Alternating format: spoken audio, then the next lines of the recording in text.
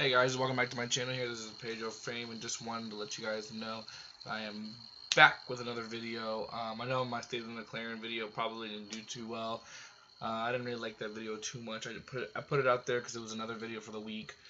Sorry I only did 2 videos for the week. But getting back into the habit of doing YouTube again, so I am going to put out another video here. For this week, expect like 3 videos at max. I'm going to be leaving here on Sunday to North Carolina. Wish me well. I know it's cold as heck over there for my spring break, and I really wanted to see my cousins, so I decided I was going to take a trip up there for my spring break. But yeah, so 3 videos this week. That's probably the max that I'll do. Today I wanted to talk about sports. Particularly, I wanted to talk about another player on this highly touted schedule of college basketball schedule that actually played against Duke and they won. Nassir Little. I want to talk about Nassir Little because he came out of Orlando, Florida.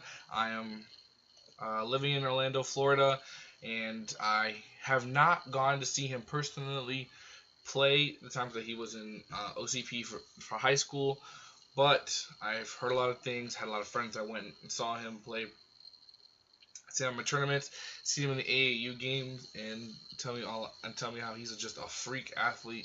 He can definitely slam it on you, but he's also very big for his size. He's about 6'7".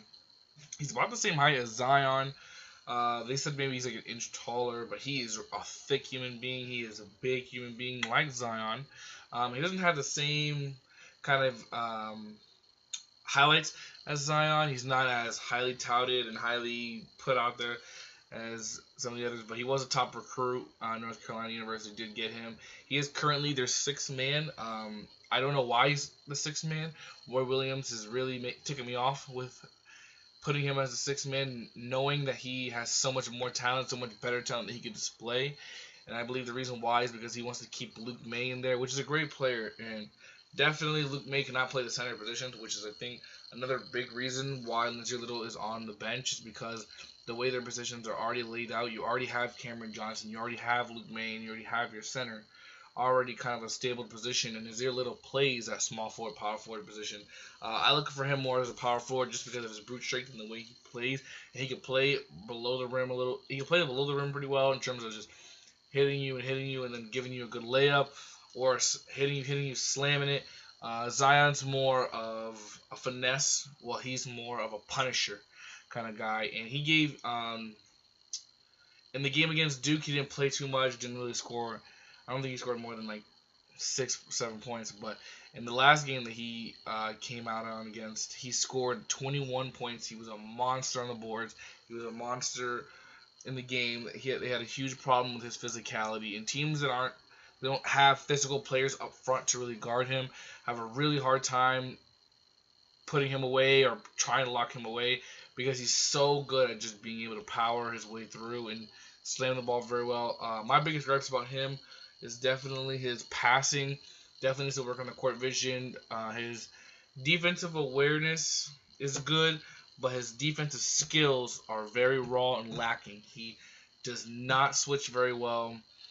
It's almost like if you catch him in the paint, he can body you away from it. He can swat you. He has that skill to disrupt your shot, but out in the perimeter, he's a target. I mean, he can get exposed left and right, which is a reason why Roy Williams have talked about him. Maybe he didn't get an OCP, that defensive training, just thinking, oh, you can just swat anything, you just do that at any time. And college is not like that. People are the same skill level as you, or even better, or maybe even a little worse, but they can outsmart you through your brain. And you gotta, as an athlete, gotta think, okay, how can I outsmart my opponent? He wasn't really doing that. He's starting to learn now. He's doing better in the perimeter. He's doing better through this. I think Roy Williams is giving him a good job.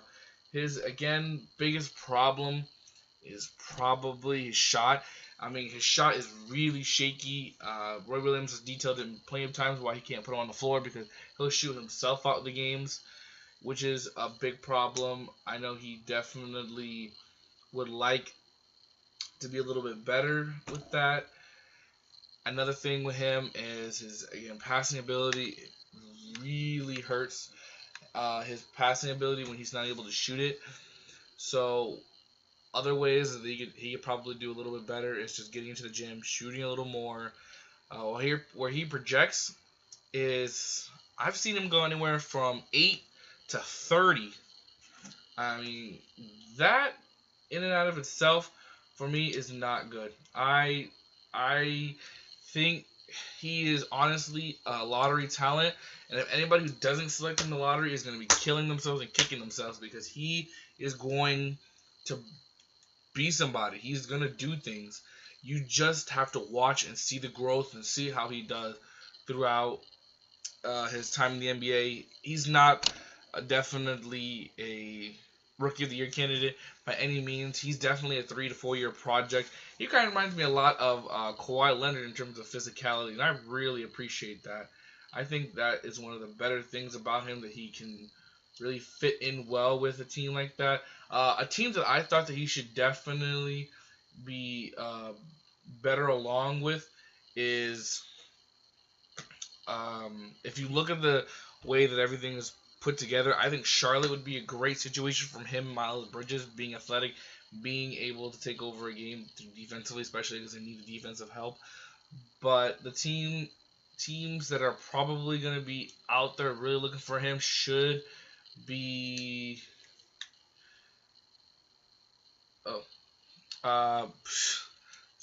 should be anybody like, I would probably say Spurs should be very interested in him. He's definitely somebody that they should definitely take a look at as somebody that would do well in their system.